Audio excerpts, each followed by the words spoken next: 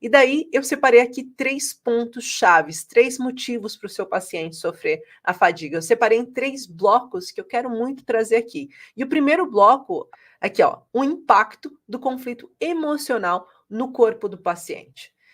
Nós precisamos entender que quando acontece o seu paciente, ele passa por uma situação de um choque emocional, a partir do momento que ele passa por aquele choque emocional, o que é um choque emocional?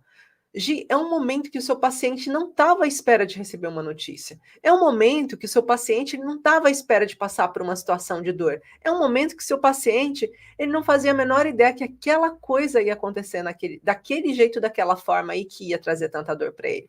Mas isso precisa ser algo que eu olhe e fale assim, nossa, isso que aconteceu é realmente difícil e denso? Não, porque é denso para você.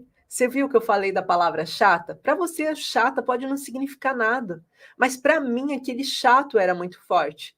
Então é importante a gente conseguir compreender e colocar a empatia a serviço do atendimento. Quando você vai atender o seu paciente, você tem empatia e tentar entender o porquê que aquilo para ele é tão forte, né? Então, o que foi que fez com que você se sentisse assim?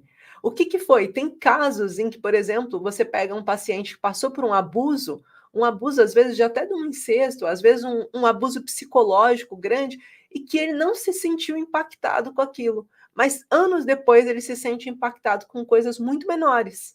Ele se sente impactado, por exemplo, quando o filho já não tem contato com ele, quando ele fez muita coisa em prol de uma pessoa, essa pessoa se afastou. Então é importante a gente conseguir compreender que essa dimensão, esse impacto, esse conflito emocional é diferente para cada paciente. E enquanto a gente não conseguir, terapeutas, olhar o nosso paciente como um indivíduo único, né? Por isso, semana passada, no sábado, a gente estava fazendo um estudo de caso e estávamos falando, né? Dentro dessa aula, dentro da formação que eu dou, nós temos um módulo que é do estudo de caso, onde as pessoas apresentam o caso delas, que elas querem pesquisar, ou que querem mais a fundo, ou que querem a minha opinião sobre o que podem fazer para aquele caso melhorar muito mais rápido.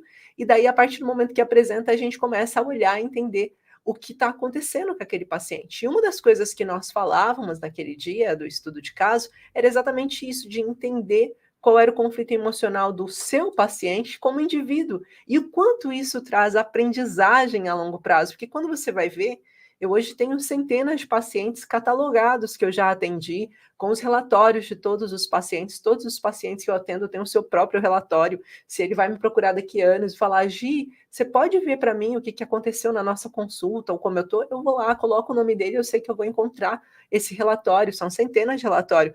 E isso é importante porque isso me trouxe aprendizagem, bagagem, fez com que eu conseguisse ver esse paciente como um universo único. E é isso que eu quero que vocês, terapeutas, consigam ver. E para isso a gente precisa entender qual foi o impacto do conflito emocional no corpo do seu paciente, né? Porque todo sintoma físico, ele é um resultado de um conflito emocional vivido de uma forma inesperada, né? Aquele trauma de impacto, vamos lá, vivido de forma inesperada, e de uma forma em que eu não consiga resolver, eu não consiga contar para ninguém. Ninguém consegue dimensionar. Vivida em solidão, ninguém consegue dimensionar aquilo que eu passei.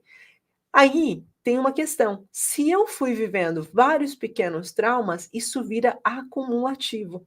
E o trauma acumulativo, ele também deixa as suas marcas, e são marcas mais profundas. Eu sempre falo uma coisa, que se eu pegar, por exemplo, não vou fazer, eu ia fazer um exemplo numa coisa que iam tirar minha live do ar. Eu vou usar uma coisa mais simples. Ia pegar um exato, não ia dar bom, não. Então, imagina que se eu bater isso aqui de uma vez só, eu tenho uma força, uma densidade, ele vai fazer uma marca e vai entrar. Mas quando eu tiro, aquela ferida foi feita toda no mesmo dia. Então, o tanto de sangue que ela desagou, a quantidade de sutura que será necessário, será muito menor do que se eu tivesse com um paciente que, ó, todo dia está sofrendo traumas, ó, todo dia.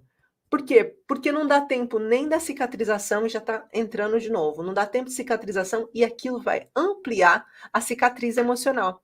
É como se fosse um processo de necrose. Quanto mais eu fico com o paciente parado, mais aquilo necrosa. Então, vai evoluindo para outros tecidos, vai matando outros tecidos e ramificando em outros tecidos. Então, o trauma de acúmulo, ele acaba sendo mais impactante para o paciente a longo prazo do que o trauma de impacto. mas ambos os dois vão fazer com que o seu paciente possa desenvolver fadiga. Então, a gente está falando aqui de casos em pacientes que passaram por um processo de depressão. Quais são os casos dentro da depressão que fazem com que esse paciente possa desenvolver conflito de fadiga?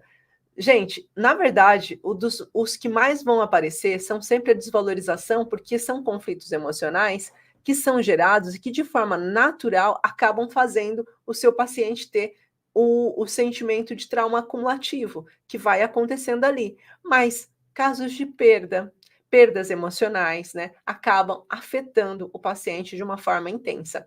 Agora, por que que o nosso paciente entra, então, num conflito